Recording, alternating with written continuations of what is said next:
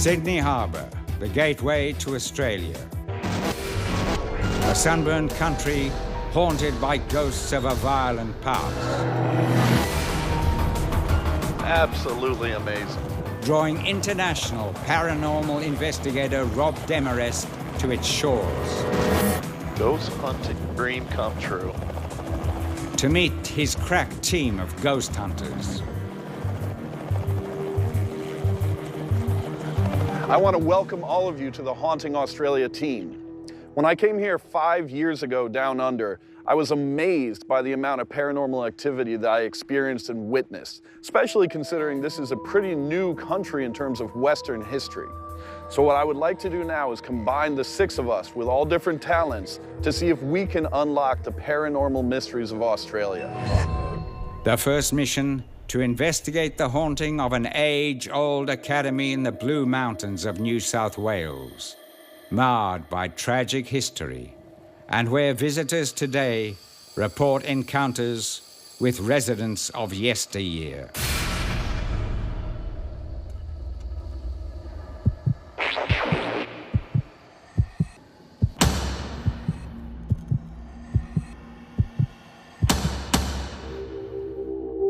Tonight on Haunting Australia. Hello? The White Lady is only one of many restless spirits said to roam Woodford Academy. Come out and show yourself to me. With over 200 years of stories, the oldest standing structure in the mountains is allegedly its most haunted. I've just been touched then. The first chilling challenge for the Haunting Australia team. From the UK, psychic bad boy Ian Lawman, medium and ordained exorcist. There's blood in here. There's a lot of blood. And old-school supernatural sleuth Ray Jordan. Touch me, affect me. Let us know that you're here. From India, ghost hunter and metaphysicist Gaurav Tiwari. Come out and show yourself to me. From Australia, accomplished paranormal researcher Alan Tiller. He just kind of went like that and he was gone. And medium clairvoyant Raylene Cable. There is definitely a female presence in this room. From the US, internationally renowned lead investigator Rob Demarest. I've been investigating the paranormal for over 20 years. You name it, I've hunted it. And I believe this team has what it takes to find out what's haunting down under.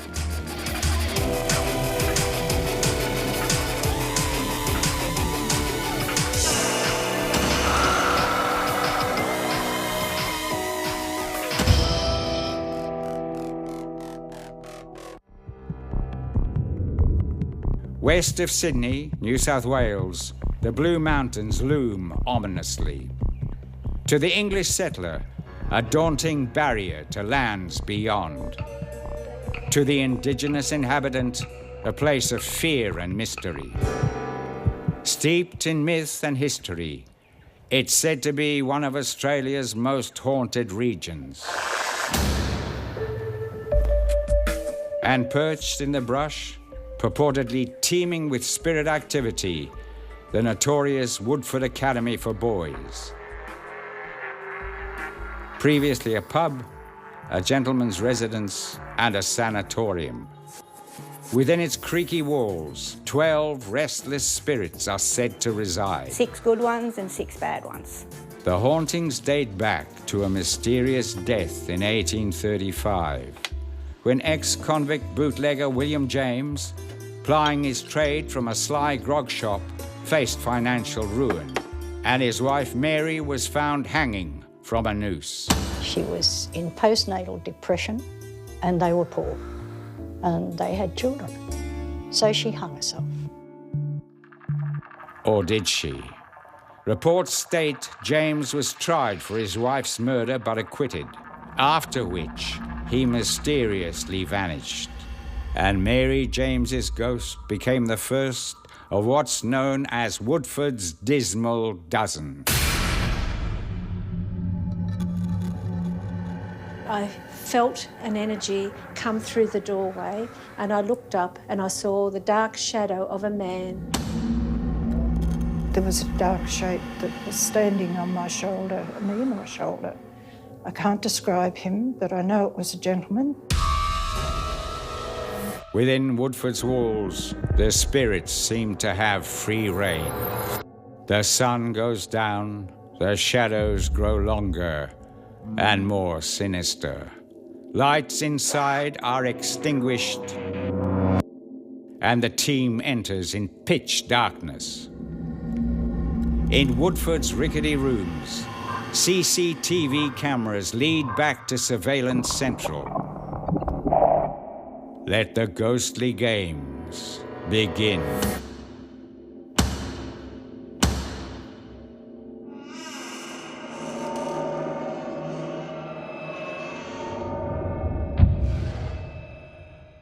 On a solo psychic mission, medium Ian Lawman is first to enter the inky void, a high-definition micro-camera rig strapped to his body. Hello? At Surveillance Central, team members closely monitor his progress. Okay, I'm just walking now into what appears to be a hallway. I can see rooms to my right, another what appears to be a very creepy looking sitting room. Oddly, Ian is not drawn to one of the many period rooms, but a renovated bathroom. Whoa. As soon as I come to this area in front of me, there's a really overpowering sadness, really, really sad. I can't understand what the room is yet, and it's almost as if I need to compose myself before I enter the room. I want to go in there, and then there's something pushing me back out, but I'm going to try and go in.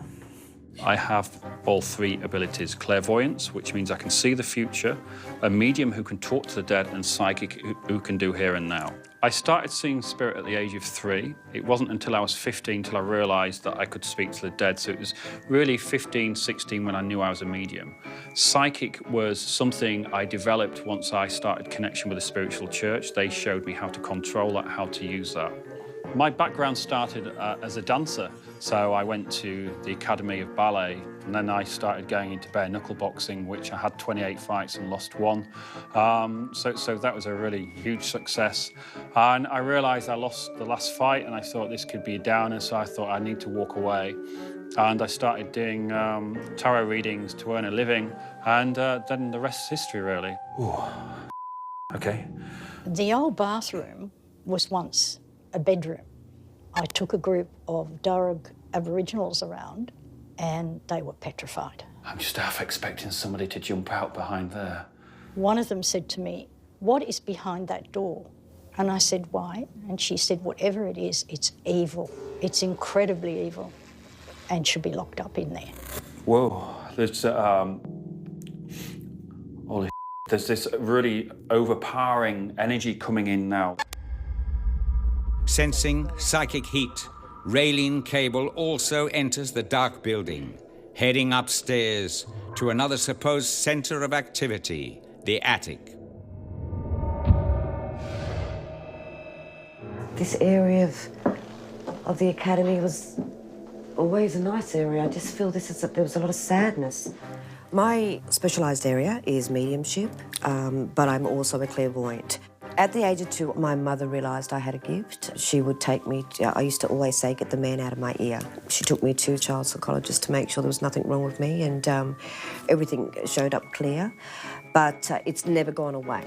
As a medium, to best describe what I see is in a ghost is often I will see the silhouette of a person. Sometimes I will see what they once wore.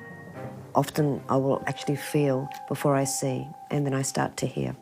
I've got a little girl with me, actually. Wow. I think it might be Jessie McManamy upstairs. Jessie McManamy was the daughter of John McManamy, who established the boarding school in 1907. Jessie wasn't mentally well. From what I could make out, she was schizophrenic. So they used to lock her up there. I'm drawn to looking out the window. I want to look out the window, as though I'm looking out, but I'm looking out, but I can't get out. And she used to tap on the front window. I'm just going to keep walking and come back, because this little girl seems to be She was... I want to go back in. I can hear her saying, I'm in here, but I don't know if this was her room. And I see her to be only quite young, maybe 7 or 8. I see blonde hair, actually blonde hair.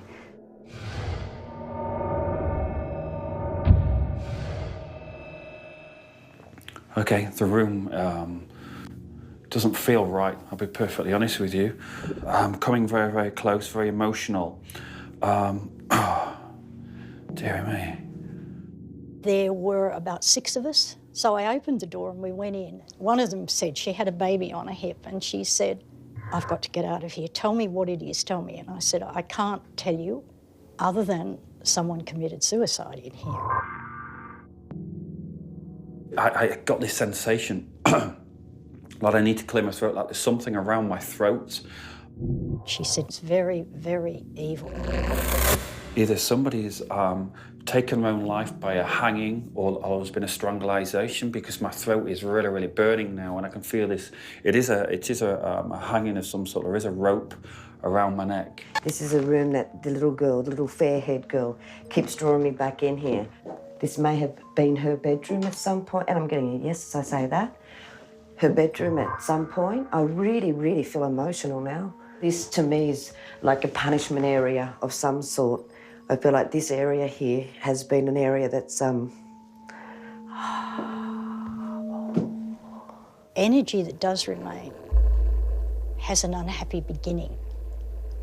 And Jessie was not happy. And she died here. I just feel like I'm taking on her emotion, and I don't really want to be honest. What was that?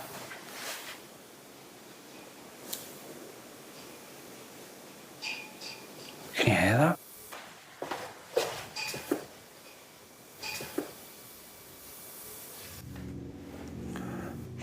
Oh my God, I just could hear like a hostess trolley with glasses on it. Is anybody there? There's somebody out there.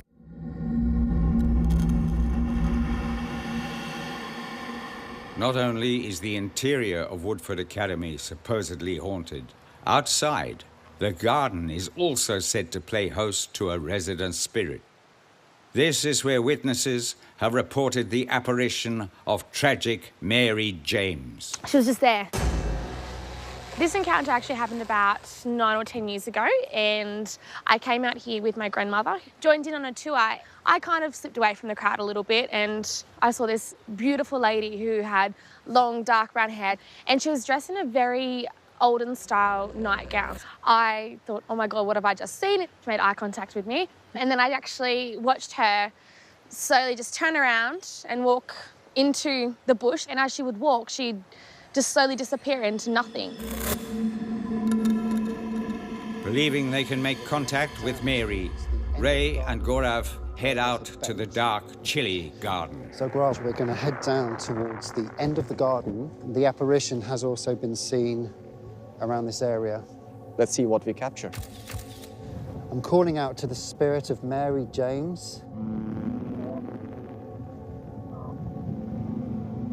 If you're here with us, please talk to me, give me a sign.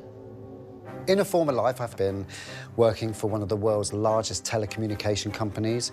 I've worked as an airline steward, chicken or beef. But more recently, I was working as a personal banker. I actually gave that job up to be here.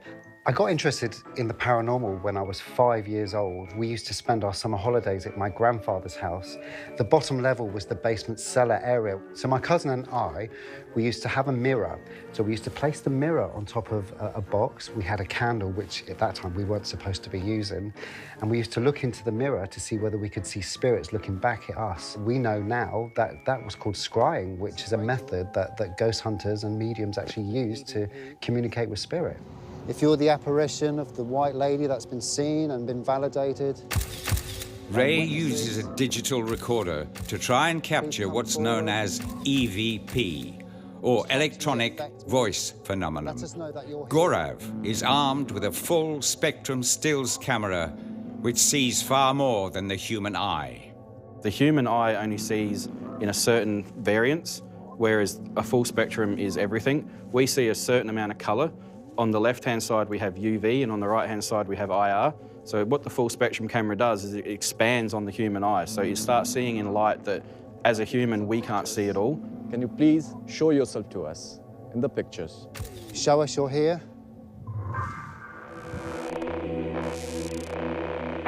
Is anybody there? There's somebody out there. It's there again as soon as you start walking. Hello? There. Did you hear that? Hello? Oh! Mannequin, mannequin, mannequin. Hate mannequins. Oh, hey. That was intense. Oh, I've never, ever, ever felt like that. Can I have a cuddle? Yeah, why? What was the matter? Are you trapped here? We want to know more about you. What happened with you?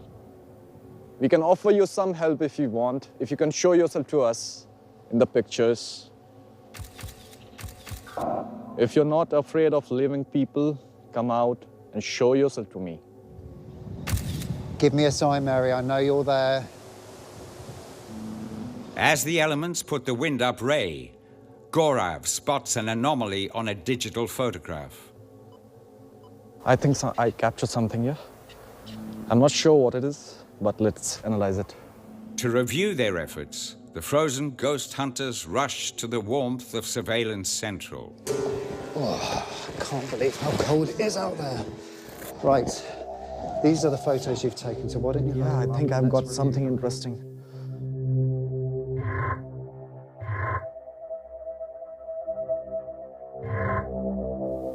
Stop a second. Yeah. Go back. I see something.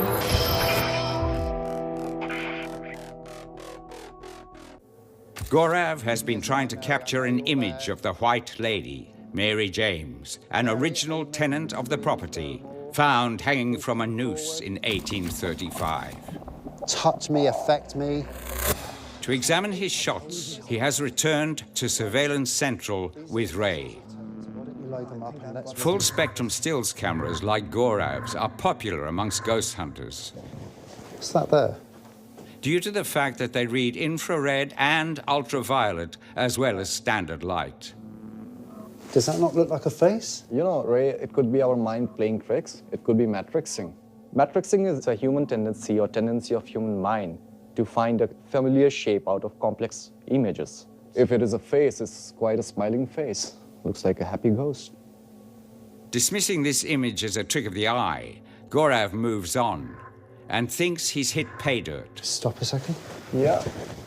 Go back. See something? Now, wow. Look at that. Look. Look at this. Can you zoom in a second? Yes. 2 eyes. 2 eyes, I can see the nose. Nose. The hair. The hairline. There goes your hand. Definitely a hand movement there. Almost going like that. Yeah. Can you zoom back out again? Wow. Zoom back out again. Gaurav's supernatural snap portrays the hazy image of a female face. Could it be an apparition of Mary James, the lady in white? This is the place where I was provoking Mary James, and then I clicked this picture. We've caught something there. Yes, impressive. Good job. Very impressive.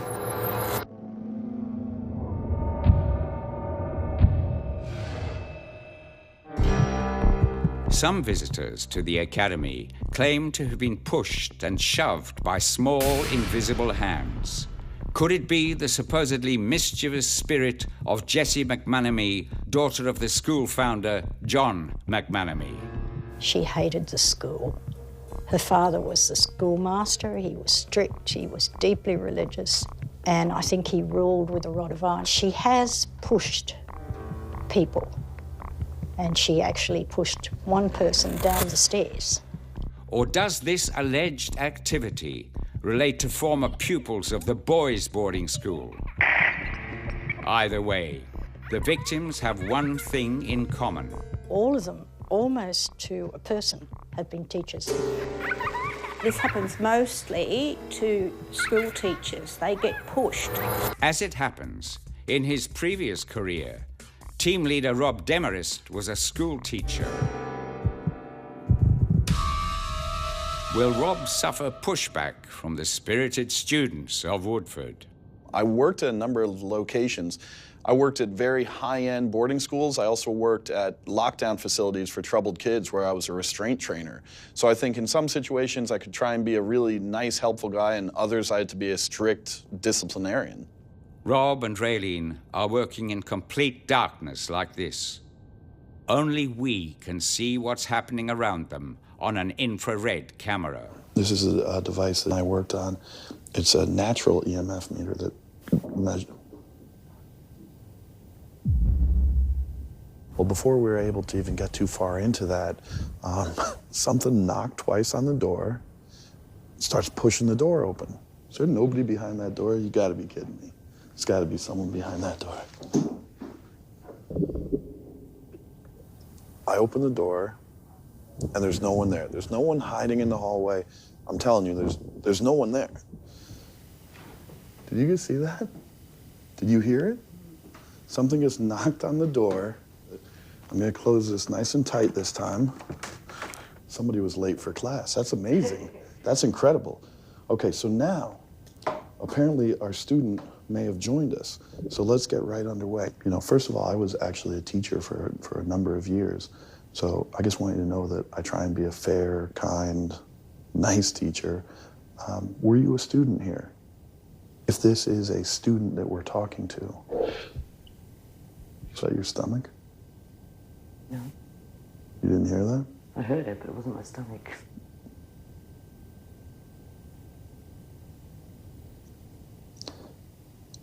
Go ahead.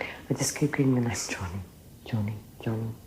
Whilst being in there, I did get a little cheeky boy by the name of Johnny. Johnny, if you want to play around, it's okay. I'm going to be honest with you. I'm not Raylene. I can't see you. So Johnny, if you're here, how can you let me know? What we're trying to do is record your voice. You see that big old clunky voice recorder on the table? Whoever's there, you can come on in. Just push the door open. Decide to challenge this potential little boy spirit. You know, come on in. If you want to be acknowledged, you got, come in. I will acknowledge you, all right, because I just made sure that door is real tightly shut. So if you can open that door now, we got something. Bam! We got a big noise from the door. Raylene jumps. I get chills.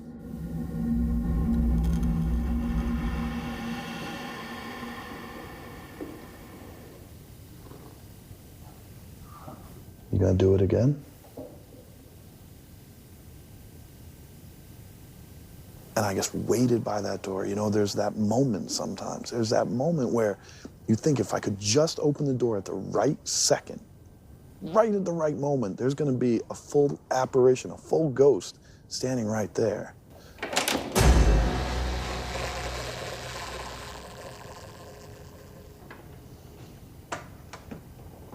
Nobody. So I'm just gonna keep waiting and keep hoping that I'm gonna see that little boy ghost tonight. Moments after Rob believes he had a run-in with Johnny the cheeky schoolboy, an alarm is triggered nearby. Puzzlingly, all alarms were disabled prior to filming. I mean, it's going off right now. But what set it off?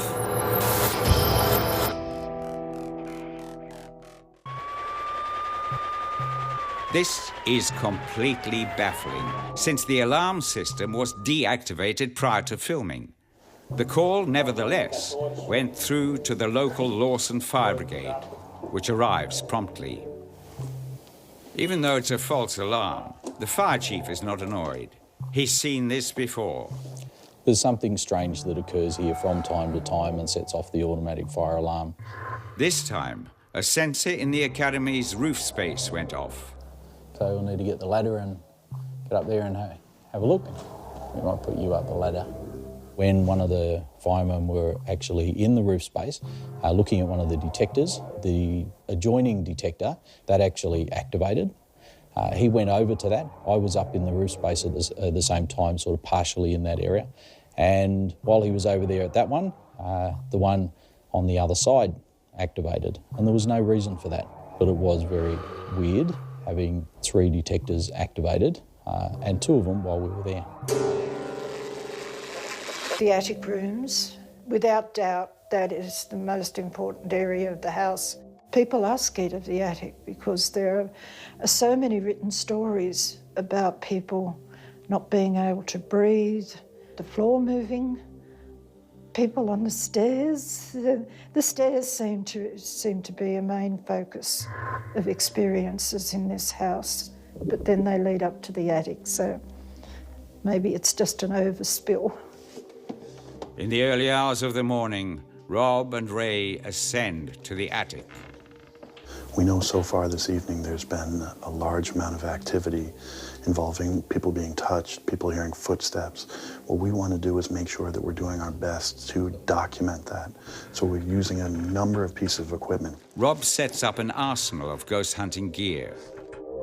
A digital recorder to catch EVP or electronic voice phenomenon, a tri-field meter to gauge changes in the electromagnetic flux, an industrial strength thermometer. If the heat goes up, turns red. If the heat goes down, turns blue. And on the floor, a static detector.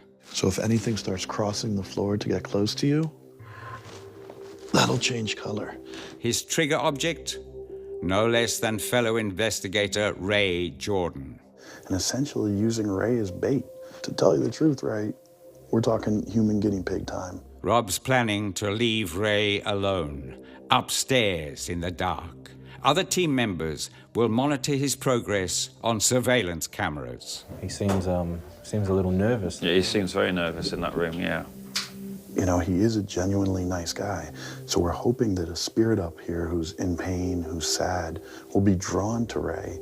And this time we'll be able to make sure that we can document it. You relax, or try. Yeah. And we're gonna see what we get. No worries. So with that being said, Ray, all you. Thank you. Okay, if there's any spirits present in the room with me, I invite you to come forward. Make yourself known to me. What we want to have happen is Ray be able to get clear evidence that something paranormal is actually happening up here in the attic.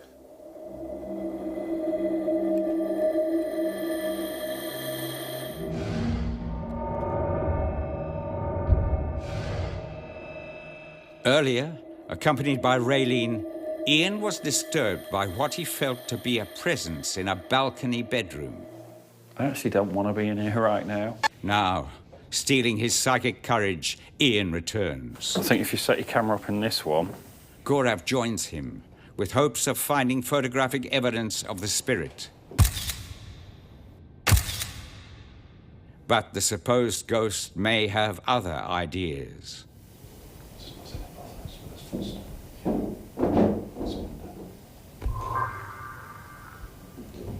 Are you trying to show us your sign? Okay. We started hearing footsteps and different kind of sounds in the room. So we thought there is someone trying to give us some response. Or is it just the wind? If there's anybody here who would like to talk to us, could you just give us a sign? Could you show yourself? We want you to give us a sign. Do you want to go further up? Yes, we shall go. Do you need any help from living people? Can you make that sound again to let us know that it was you? She's connecting with you. The strange thing is when we communicated, the window was tapping out answers.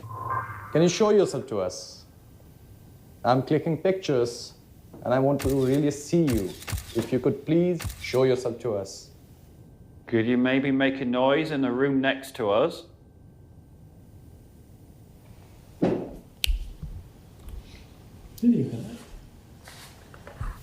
Are you a male or a female? 1 for male, 2 for female. 2. Yeah. So you're female. So that was quite convincing to us. We felt there's something going on there. We'd like to take a picture of you. If you're going to stand near the window, could you bang twice for me? We tried establishing communication with someone. Ian felt there is a stressed young lady there. We would leave now if you don't need any help. We wish you that you rest in peace and move on in life. Ever considerate of ghostly feelings, Gaurav brings the session to a close. Spirits do not want to harm living people.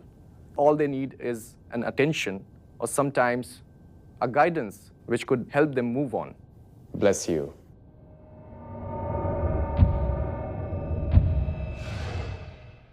Creeped out by a disconcerting presence in the attic, Ray has retreated to the safety of the ground floor. I have to say, I am nervous. Does he have the nerve to head back up? Come on, Ray. Go up the stairs. Think he'll go? No. He decides to investigate downstairs and soon regrets it. Keep going forward again. Whoa, creaky boards. Thought I saw someone sitting in the chair, but... Has the presence he sensed followed him? I don't know if you can see it behind me. Oh, it was just a chair. Oh, God. Walking around on my own, I'm tongue-tied. My heart was beating, but it felt completely different upstairs to earlier on. And, yeah. Despite Ray's nerve-wracking experience, Raylene heads back upstairs alone. Earlier, she claimed to have channeled a young female spirit.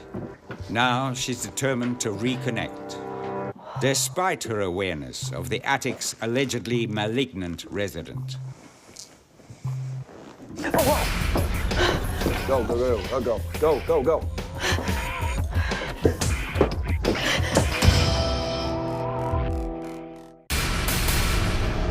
Our team of ghost hunters has spent a long night pursuing the alleged dozen dead inhabitants of Woodford Academy. A most disturbing place. Ian felt a grim presence in the downstairs bathroom. There's somebody out there. Hello?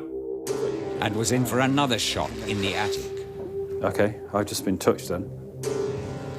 Gaurav believes he photographed a ghost in the garden. We've caught something there. Yes, impressive. Whereas Rob feels a mischievous spirit was messing with him. So if you can open that door now, we got something. Then, was it communication from the other side? It's a window. But it's team medium Raylene who's had the fright of the night. Go.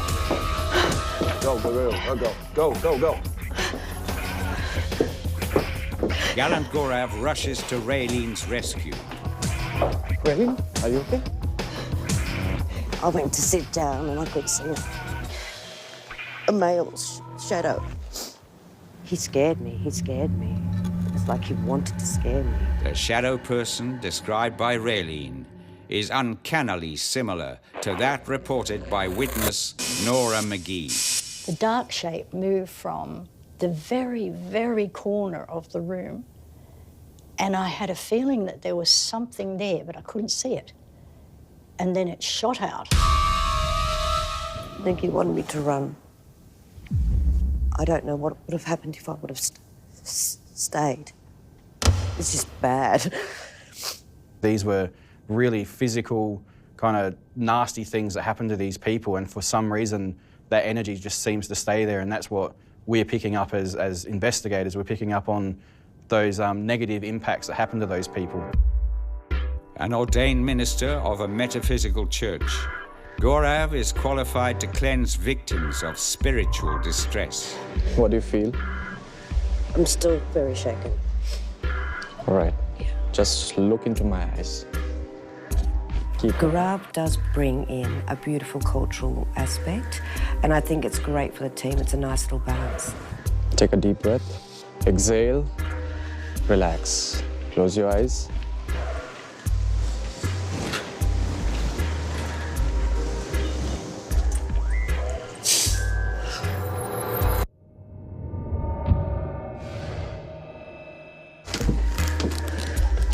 Accompanied by Gaurav, Raylene returns to the scene of her scare. I went to sit down. It's like I saw a head.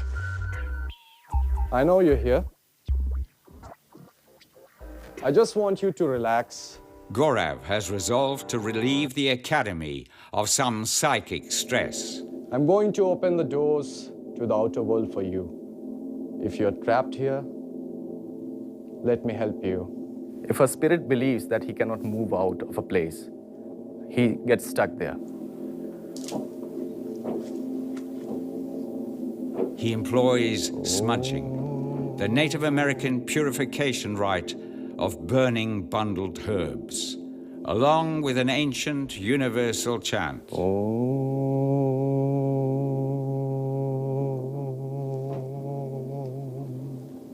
Move out. Go to the beautiful world. This will open the door for you. You're free to move on. You've got all the energy to move on now.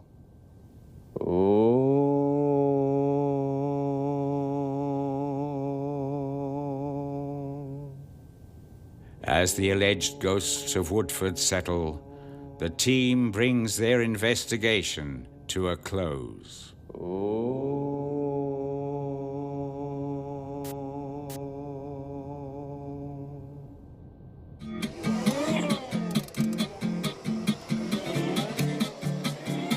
Paranormal investigation is both exhaustive and exhausting. We have set up a very rigorous schedule for ourselves.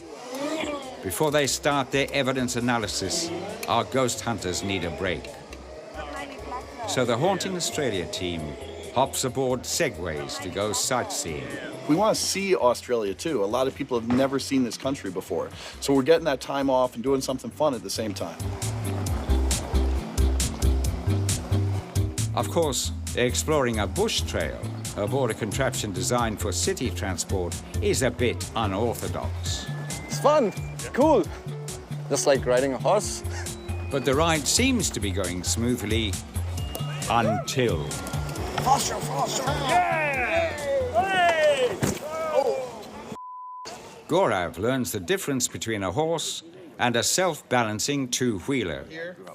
And, as it turns out, his fall may be worse than it first appeared. No, it actually seems like it might be quite serious. It seems like he's hurt his leg pretty hard. Looks like he's on his way to hospital. Hopefully it won't affect Gaurav's ability to do any investigations as such, but obviously we're on our feet quite a lot of the time through the investigations, so there might be a couple of aches and pains during the night. But what steered Gaurav off course? At one point, I thought I saw a yowie in front of Gaurav, and I thought that might be what he was trying to avoid. It was actually Alan. So there was some confusion with that. I'm going to review the tape and see what we have. The yowie is Australia's answer to Bigfoot, a huge, hairy biped alleged to stalk bushy areas, most often sighted in the Blue Mountains. Do you think it looks like Alan?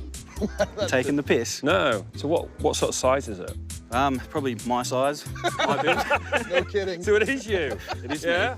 The team don't spot any other yowies on their trek, but they are taken in by the impressive views. So here we have the Jameson Valley. It's Mount Solitary in the background. Absolutely stunning. Yeah, awesome. Breathtaking, we would use in England. Epic.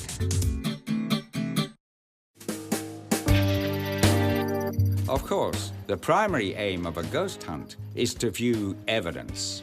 The Blue Mountains boast sites both ghostly and historic.